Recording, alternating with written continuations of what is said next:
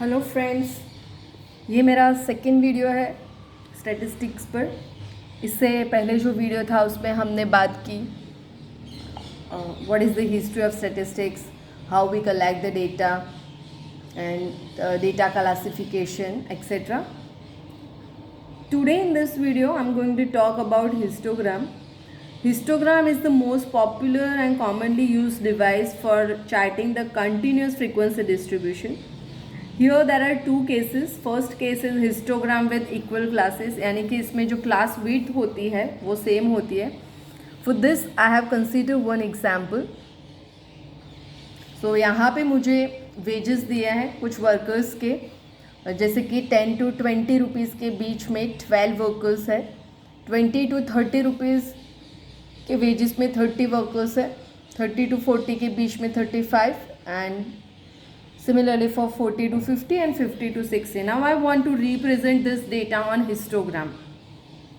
So how do we do that? For that we consider xy plane.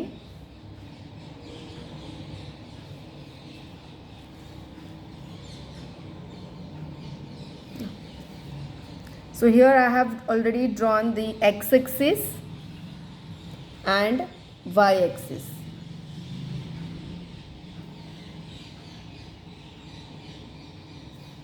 Okay, तो अब हम यहाँ पे एक्स एक्सिस पे क्या लेंगे? एक्स एक्सिस पे हम लेंगे हमारे इंटरवल्स, है ना. यहाँ पे हमें लेने हैं इंटरवल्स, और यहाँ पे मुझे किस बात के इंटरवल्स दिए हैं? Wages. So here I have written wages. और वाई एक्सिस पर हम लेंगे अपने फ्रीक्वेंसी. फ्रीक्वेंसी में मुझे दिए हैं number of workers, so I will write number of workers. अब यहाँ पे इंटरवल्स हैं 0 to 10, 10 to 20 एक्सेट्रा, तो मैं उसको यहाँ पे रिप्रेजेंट कर दूँगी.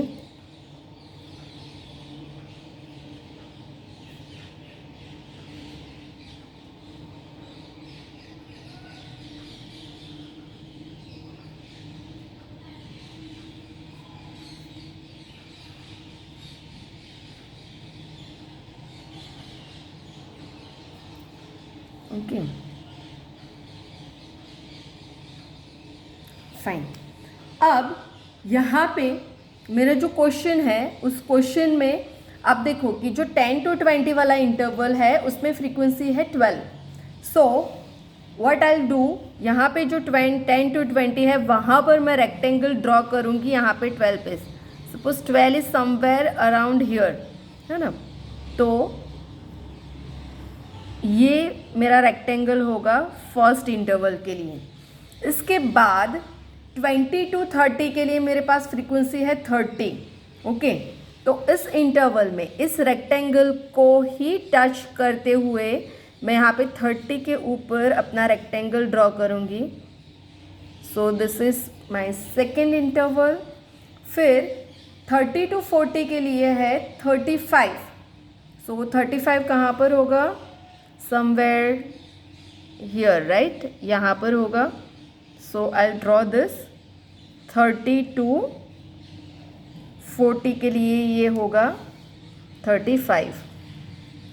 फिर 40 to 50 के लिए है मेरे पास 65.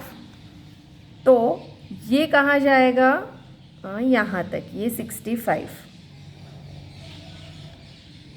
ओके, और लास्ट 50 to 60 में है 45 फ्रीक्वेंसी. सो ये यहाँ पर होगी. ओके,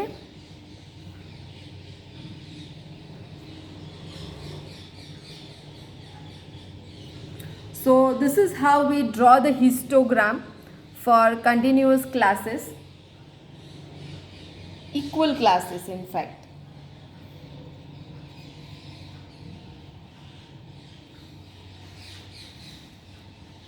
ओके, ये हमारा हिस्टोग्राम है.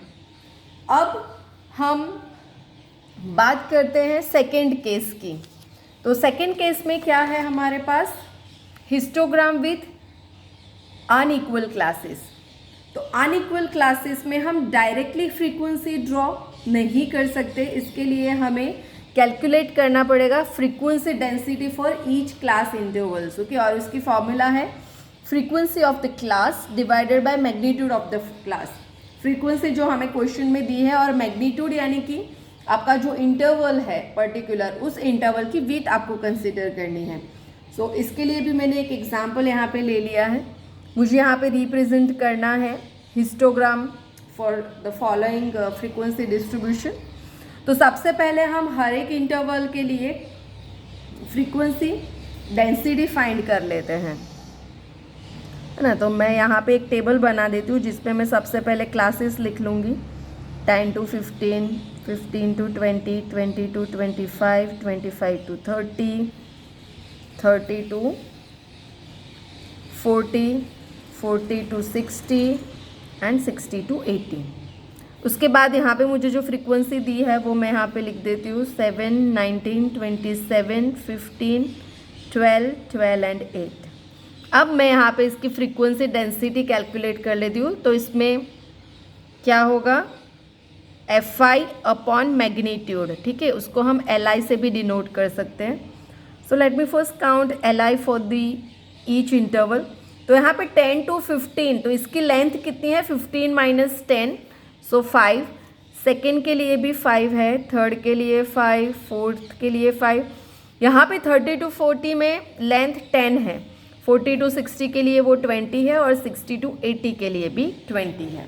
ओके, अब उसकी फ्रीक्वेंसी डेंसिटी क्या होगी, फ्रीक्वेंसी डिवाइडेड बाय विड्थ और मैग्नीट्यूड ऑफ द क्लास। तो ये है 7/5, 19/5, 27/5, 15/5, 12/10, 12/20 एंड 8/20।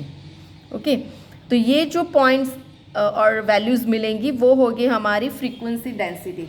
और इस केस में हमें y एक्सिस पे फ्रीक्वेंसी डेंसिटी ही रिप्रेजेंट करनी है। ओके,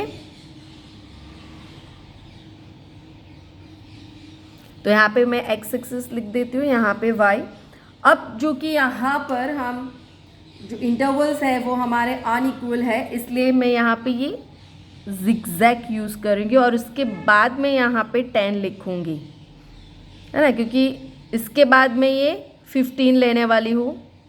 फिर यहाँ पर है 20, 25, 30 एंड देन डायरेक्टली 40, फिर है 60 एंड 80। ओके, तो जब भी अनइक्वल क्लासेस हैं हम यहाँ पे ये जिगजैग का यूज़ करेंगे। ओके, तो यहाँ पे हमारे क्लासेस आ गए, यानी कि इंटरवल जो भी है वो आपको यहाँ पे लिखना है और y एक्सिस पे आपको लिखनी है फ्रीक्वेंसी डेंसिटी। ना, यहाँ पे आपको फ्रीक्वेंसी डेंसिटी वाली वैल्यूज़ लिखनी है, यानी कि अगर यहाँ पे फ्रीक्वेंसी में नंबर ऑफ वर्कर्स है तो वो नंबर ऑफ वर्कर्स से लिखना है, बट वैल्यूज़ आपको फ्रीक्वेंसी डेंसिटी वाली लेनी है ना।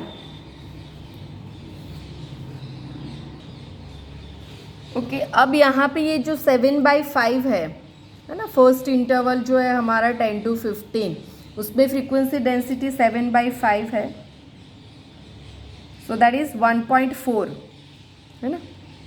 फिर है 19/5, वो वैल्यू हमें मिलेगी 3.8। So likewise you can calculate all this values, right. So यहाँ पे मैं ले लेती हूँ 5, 10, 15, 20 एक्सेट्रा। ओके, अब फर्स्ट इंटरवल मेरा जो 10 to 15 है उसमें मिला है मुझे 1.4, तो वो यहाँ पर कहीं पे होगा। सो ये मेरा रेक्टेंगल हो गया 1.4 वाला। फिर सेकेंड इंटरवल के लिए है ये 3.8, so may be it's near here. फिर 20 to 25 के लिए मेरे पास क्या है frequency density 27/5 and that is 5.4। Okay, तो 5.4, सॉरी इतना ऊपर नहीं जाएगा, यहीं पे कहीं पे होगा, right. And similarly you can complete this histogram. Okay, so आज हमने देखा हिस्टोग्राम में हम दो तरीके के केसेस लेते हैं, एक जिसमें क्लास विड्थ सभी इंटरवल्स की सेम है और दूसरा जिसमें क्लास विथ डिफरेंट है। अगर क्लास विथ डिफरेंट है तो आपको फ्रीक्वेंसी डेंसिटी कैलकुलेट करके फिर उसको वाई एक्सिस पे रिप्रेजेंट करना है, और क्लास विथ सेम है तो आप डायरेक्टली आपको जो भी फ्रीक्वेंसी दी है उसको वाई एक्सिस पे रिप्रेजेंट कर दो। ओके, अब आप कहोगे कि ये कुछ जाना पहचाना लग रहा है, राइट? हमने स्कूल्स में पढ़ा है बार चार्ट, है ना, बार चार्ट और bar graph. So what is the difference between histogram and bar graph? Okay, so histogram में हम यहाँ पे देख सकते हैं कि ये रेक्टेंगल्स जो है वो कंटिन्यूअस है, एक दूसरे से जुड़े हुए हैं, जबकि बार ग्राफ में क्या होता है, ये सब अलग अलग होता है, यानी कि ये एक बार यहाँ पे होता है और फिर कुछ फिक्स डिस्टेंस पर ये दूसरा बार होता है, राइट? फिर कुछ फिक्स डिस्टेंस पर ये तीसरा बार होता है, राइट? तो इसमें जो है वो रेक्टेंगल्स एक दूसरे से जुड़े हुए नहीं होते हैं, जो बार्स है वो एक दूसरे से जुड़े हुए नहीं होते हैं। Histogram is a 2 dimensional diagram, क्योंकि उसमें विड्थ और लेंथ दोनों का यूज होता है, और बार डायग्राम जो है वो सिर्फ 1 डायमेंशनल डायग्राम है, जिसमें सिर्फ height of the bar is important होती है। हिस्टोग्राम में जो हमारे रेक्टेंगल्स है वो एडजेसेंट होते हैं, अभी जो हमने बात की वो एक दूसरे से जुड़े हुए होते हैं। हिस्टोग्राम के अंदर हम जो क्लास फ्रीक्वेंसीज है वो रेक्टेंगल के एरिया पे हम रिप्रेजेंट करते हैं, यहाँ पे हम एरिया कंसिडर करते हैं, जबकि बार डायग्राम जो है उसमें सिर्फ बार की हाइट हम रिप्रेजेंट करते हैं या फिर वो इम्पोर्टेंट होती है। Okay, so this is the difference between bar diagram and histogram. I hope you like this video, so don't forget to like the video and see you in the next video. Next video में हम बात करेंगे measure of central tendency. Thank you, have a good day.